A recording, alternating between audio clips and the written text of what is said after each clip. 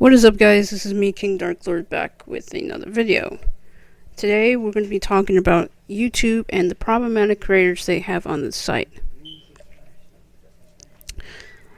I honestly have a lot of feelings about it, but before we get into it, don't forget to like, subscribe, and comment down below for any more new videos if you guys want. Don't forget to follow me on Instagram, Discord, and so on and so forth. And let's get right into it. We're going to be starting with the history of YouTube. YouTube is an American online sharing platform headquartered in San Bruno, California. 3 former PayPal employees, Chad Hurley, Stephen Chen, and Judd Carm, created the service in February 2005. Google bought the site in November 2006 for $1.65 billion. YouTube now operates as one of Google's subsidiaries. YouTube allows users to upload views and rate them with dislikes and likes. View them and add videos to playlists, report, share, make comments on videos. As of February 2017, there are more than 400 hours of content being uploaded to YouTube each minute. And 1 billion hours of content being watched on YouTube every day. So, you guys know the content already. So now we're going to get into the reason why I think that YouTube should start listening to the smaller creators and start, denouncing the ones that cause a lot of controversy. So here we go.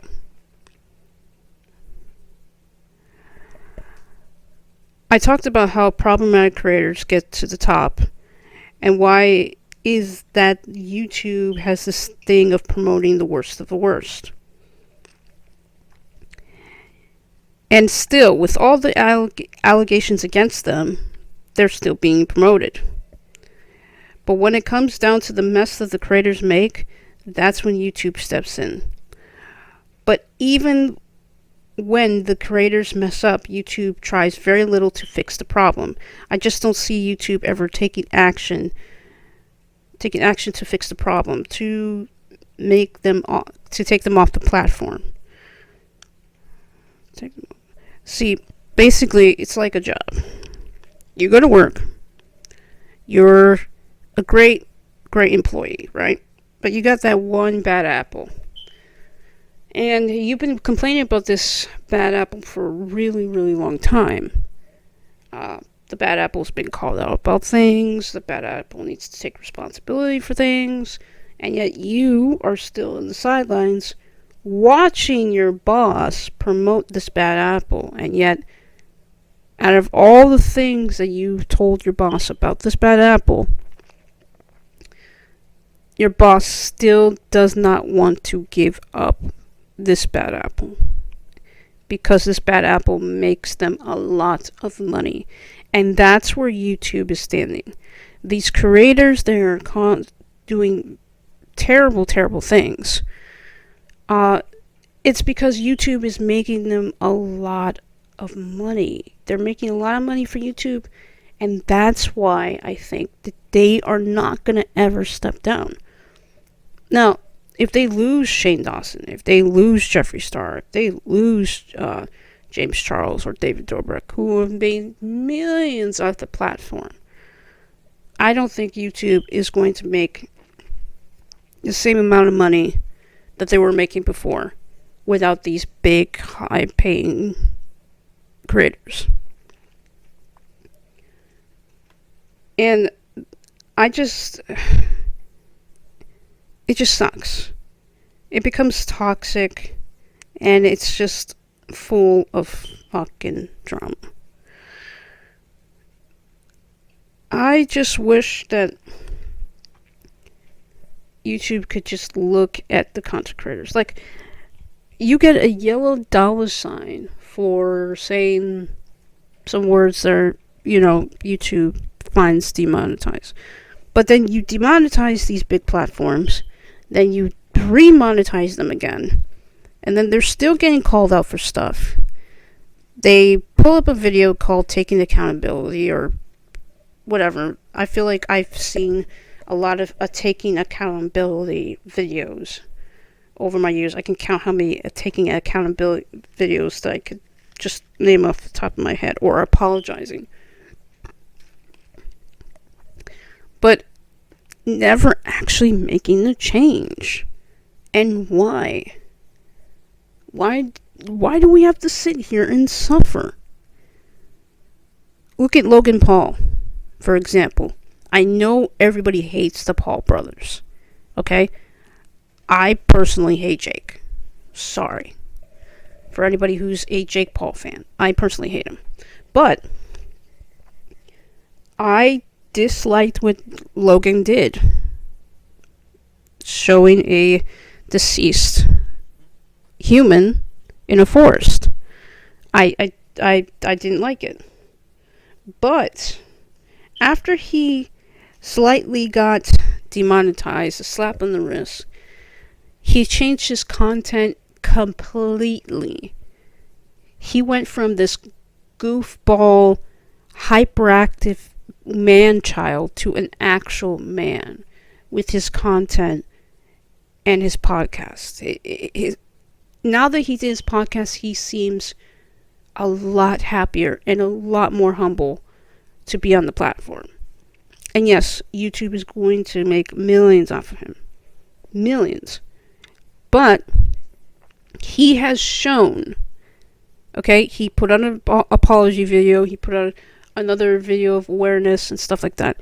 He has shown that he could turn himself around, get himself out of controversy, put himself in a headspace with good people who keep him grounded and held accountable for things, that he can make great content and still be someone that kids could look up to without the crazy antics.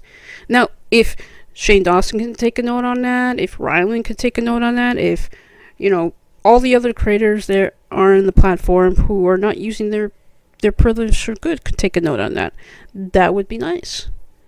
But we're not seeing that. We see a lot of people saying they're going to take accountability. They're going to take accountability. And do they? It seems like they like to run away from the problem instead of fixing the problem. Again, look at Logan Paul as an example. Logan Paul put out an apology. It was really piss poor, but he changed it with actions. Do you know what they say? Actions speak louder than words. So he changed it with his actions. His actions spoke louder than his words. And he made a good change. Only if Jake could follow in the footsteps of his brother, maybe he would stop being in controversy. Okay? Like, I know some of these YouTubers do it to get the publicity high and stuff like that. I know. But I don't like it. Like, if you're purposely putting yourself in controversy, then that's your fault. But if you're putting yourself in controversy and you know it's wrong, then you should stop doing it. Stop doing it. Now, with the James Charles situation, I have two ways to go about this. I'm unbiased and biased at the same time. I'm biased of the fact that let me tell you a little bit. I have this weird thing about YouTubers. I watch them, I see them like on a first glance, and I can't stand them. I had that feeling with James Charles. And now that the whole Tati Westbrook situation shit went skyrocket, it gave me another perspective in trying to look at James Charles in a whole different light. Now, am I saying I'm going to go back to that light? I know, this is where I come the unbiased and biased at the same time.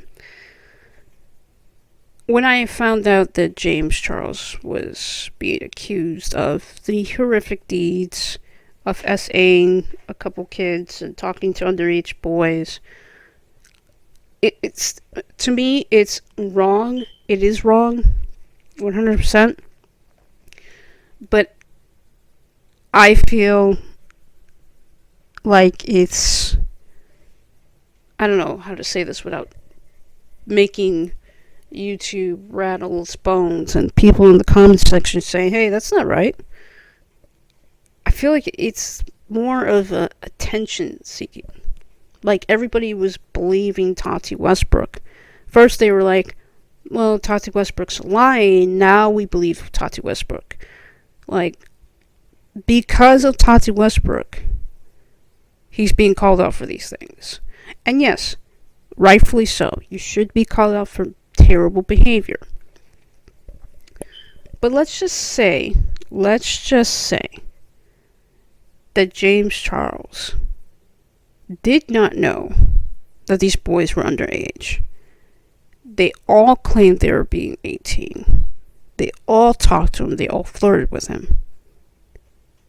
Now, I'm not saying that when a victim says that something has happened to them, let's not turn the other cheek and, denounce the victims. We always have to listen to victims. But there are some people out there who love to use this as clout chasing. Look at Jesse Smollett. I haven't talked about him in a while. He used his platform to falsify a police report. And now look where he is. He's nowhere. I don't think he has a job. I don't think he has a music career. He's nowhere. Nobody wants to promote him. See, this is the kind of behavior that needs to be called out. Look at Jenna Marbles. Alright, she was being called out for all her stuff, and she took herself off the platform. And even though I don't watch Jenna Marbles, I hear that she was not that bad of a content creator. And seeing the stuff that she did is not that problematic. Blackface, yeah, that's pretty problematic. But it's not as problematic as talking to underage kids.